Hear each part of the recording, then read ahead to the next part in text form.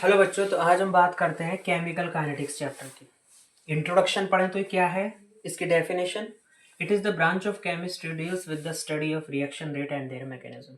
ये केमिस्ट्री की वह ब्रांच है जिसमें किसी रिएक्शन की रेट और उनकी उसकी मैकेनिज्म के बारे में स्टडी की जाती है।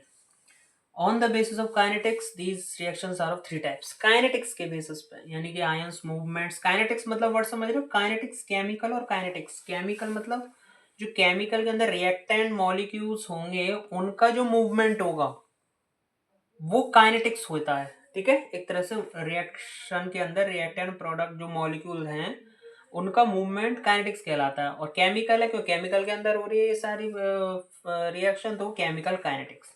तो काइनेटिक्स के बेसिस पर, यानी कि मूवमेंट ऑफ मॉलिक्यूल्स और आयंस के बेसिस पर ये रिएक्शन थ्री टाइप्स की होती है। Instantaneous reaction, very slow reaction, moderate reaction. Instantaneous reaction वो जो 10⁻12 टू 10⁻- सेकेंड्स में कंप्लीट हो जाए। Silver nitrate, sodium chloride, silver chloride, sodium nitrate, ये एग्जांपल है इसका। वेरी स्लो रिएक्शन वो कहलाती है जो कई दिनों में और या मंथ में कंप्लीट हो। ठीक है, जैसे रस्टिंग ऑफ आयरन कई दिनों में कंप्लीट होती है, खुले में छोड़ दो, महीने, 2 महीने, 3 महीने, 4 महीने, 6 महीने में उस पर मेटल की सरफेस पर रस्ट जम जाती है। ठीक है, जिसमें कि एग्जांपल है रस्टिंग ऑफ आयरन, है ना, जंग लग जाना एटमॉस्फेरिक ऑक्सीजन और मॉइस्चर की प्रेजेंस में। नेक्स्ट है मॉडरेट रिएक्शन। मॉडरेट रिएक्शंस क्या कहलाती हैं? वे रिएक्शन जो ना तो ज़्यादा फास्ट होती है ना ज़्यादा स्लो होती है, nor very fast, neither very fast nor very slow. They takes place in measurable time, यानी कि आध घंटे में, 10 मिनट में, 15-20 मिनट में जो रिएक्शन हो जाए, 5-7 मिनट में जो हो जाए, वो मॉडरेट रिएक्शन है। तो जैसे हाइड्रोलाइसिस ऑफ एस्टर, जैसे एस्टर की रिएक्शन वाटर के संग कराए एसिड कैटलिस्ट की प्रेजेंस में, तो इथेनॉइक एसिड यानी इथेनॉल बना। ये पूरी जो रिएक्शन है हाइड्रोलाइसिस ऑफ एस्टर कहलाती है, इसका एक एग्जांपल है। रेट ऑफ रिएक्शन के बारे में बात करें, change in concentration of reactant and product per unit time. जो ये suppose that is the reaction reactant to product, ये केमिकल रिएक्शन होती है, तो इसका जो change in concentration of reactant और प्रोडक्ट होता है पर यूनिट टाइम, वो कहलाता है कंसंट्रेशन, वो कहलाता है रेट। चेंज इन कंसंट्रेशन पर यूनिट टाइम, कितने टाइम में कौन सी रिएक्शन की कंसंट्रेशन में कितना चेंज आ रहा है, वो कहलाता है रेट ऑफ रिएक्शन।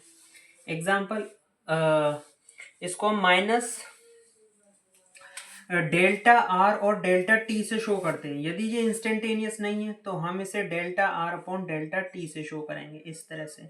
और यदि इंस्टेंटेनियस, और हमेशा रिएक्टेंट की जो कंसंट्रेशन लिखी जाती है वो माइनस में लिखी जाती है, प्रोडक्ट की प्लस में।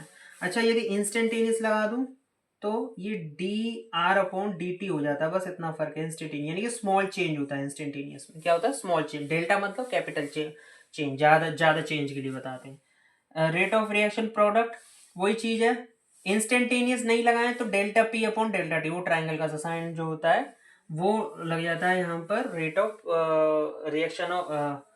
रिएक्शन ऑफ प्रोडक्ट में। ठीक है, अच्छा, और हमेशा प्रोडक्ट की जो रेट लिखा जाता है वो प्लस में लिखा जाता है, plus DP upon D T. DP upon D मतलब इंस्टेंटेनियस के लिए, स्मॉल चेंज के लिए। तो माइनस हमेशा लिखे जाते हैं रिएक्टेंट के टर्म में, प्लस प्रोडक्ट के टर्म में। For example 2H2 plus O2 2H2, तो रिएक्टेंट यहाँ पे H2 की कंसंट्रेशन रिप्रेजेंट करनी है कि स्टोइचोमेट्रिक कोफिशिएंट 2, यानी नंबर ऑफ मोल्स जो होते हैं उनके स्टोइचोमेट्रिक कोफिशिएंट है। तो minus half delta H upon delta T, और यहाँ minus delta O2 upon delta T. क्योंकि यहाँ पर कोई भी इसका नंबर ऑफ मॉलिक्यूल्स केवल 1 है तो 1 के लिए 1 कुछ नहीं लिखते। प्लस में यदि इसकी दिखानी हो तो प्लस हाफ, यानी कि जो भी न्यूमेरल वैल्यू यहाँ पर होती है वो अपॉन में चली जाती है, 1 upon delta H2 upon delta T. तो चलिए आइए और इस पे यदि इनकी ग्राफिकल रिप्रेजेंटेशन की बात करें तो ग्राफ जो कंसंट्रेशन का होता है वो इस तरह से आता है, जो रिएक्टेंट का होता है वो इस तरह से, प्रोडक्ट का इस तरह से। लेट्स सपोज x1 कंसंट्रेशन पर इस तरह से ये x कंसंट्रेशन है, ये change in time t1 to t2, और x1 टू x2 जो चेंज इन कंसंट्रेशन है वो। ये ग्राफ है रिएक्टेंट का, ये ग्राफ है प्रोडक्ट का। तो इस तरह से किस किस के बीच में ग्राफ? कंसंट्रेशन ऑफ टाइम के बीच में, यानी कि concentration of product upon time. तो इस तरह से हम इस पूरे रिएक्शन में इन टर्मों को पहले इजीली समझें फिर आगे बढ़ें तो अच्छा है। तो चलिए आइए स्टोइचोमेट्रिक कोफिशिएंट और रेट ऑफ रिएक्शन पे एक न्यूमेरिकल करते हैं। तो ये क्वेश्चन है आपके सामने, the decomposition of NH3 on platinum surface is zero order reaction, what are the rates of production of N2H2 if K equal to this. Zero order first order ये बाद में पढ़ेंगे, अभी उसने दे दिया है टाइप है, इनके बारे में डिटेल स्टडी करेंगे, लेकिन यहाँ पर हमको रेट निकालना है जो अभी मैंने बताया कि रेट कैसे निकालते हैं। What are the rates of production of N2 and H2 if this, यानी कि N2 और H2 का रेट ऑफ प्रोडक्शन बताना है अमोनिया प्लांट, तो रिएक्शन लिखी जाए N2 प्लस 3H2, ये अमोनिया बनता है 2NH3। अब क्या है rate of reactant, rate of N2।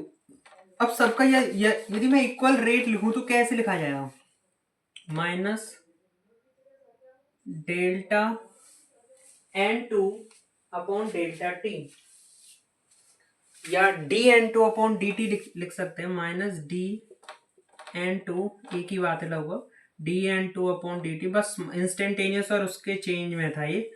D भी लिख सकते हैं आप चेंज की कंसंट्रेशन में, या डेल्टा से भी रिप्रेजेंट कर सकते हैं, dN2 upon dt equal to minus, ये भी रिएक्टेंट का टर्म है इसलिए माइनस, और कोफिशिएंट जो है स्टोइचोमेट्रिक कोफिशिएंट 3 है तो ये अपॉन में 3 आ जाएगा, तो dH2 अपॉन dt, ठीक है, is equal two plus half dNH3 upon dt।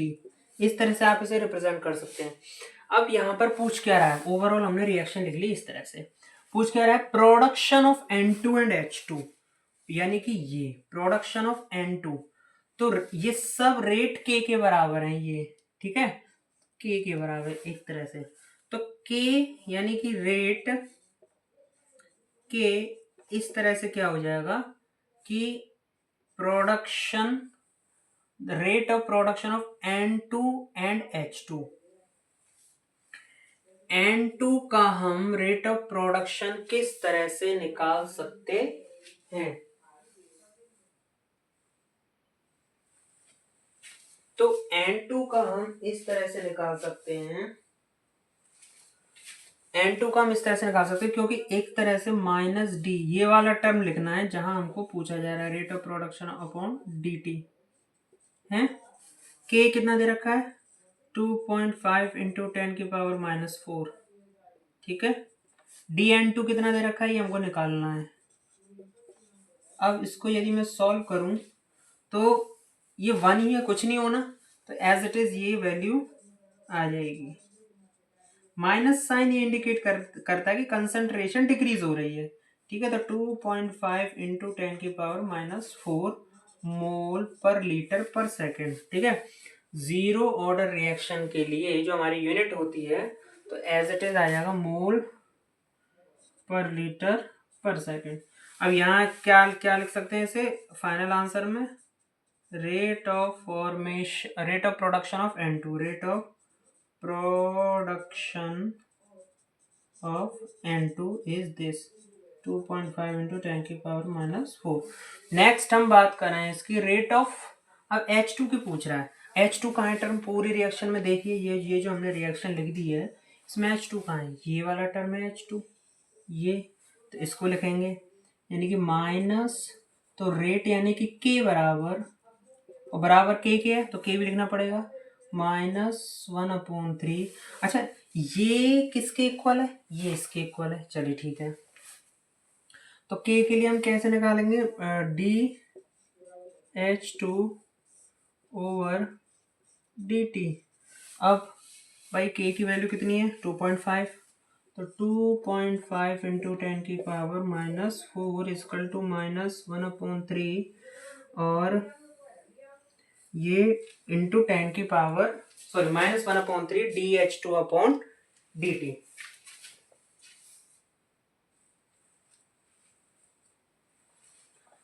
Minus तो लग ही रहा है dH2 अपॉन dt। अब यहाँ पर इस 3 का मल्टीप्लाई यहाँ हो जाएगा, तो 2.5 इंटू 10 की पावर -4 इंटू 3 इक्वल टू,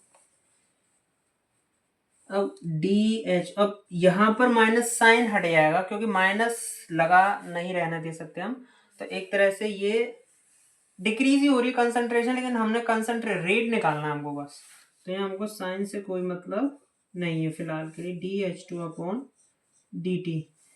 तो ये कितना हो जाएगा 25 3 7.5 इंटू 10⁻⁻⁴। ये आपका आ जाएगा rate of production of H2।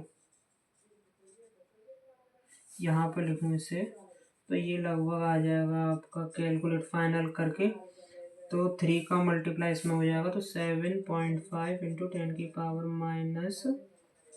इस तरह से rate of production of H2 आप नीचे लाइन लिख सकते हैं फाइनल आंसर में। Rate of production of H2 is this. ये तो इस तरह से आपके न्यूमेरिकल आ सकते हैं इसमें स्टोइचोमेट्रिक कोफिशिएंट में। कुल मिला के इन शॉर्ट में बात करूं लेट्स सपोज कि इसको पूरे को बताऊं समरी को, जैसे एक्स ए प्लस वाई बी, ये कोई रिएक्शन है इस तरह से, है ना।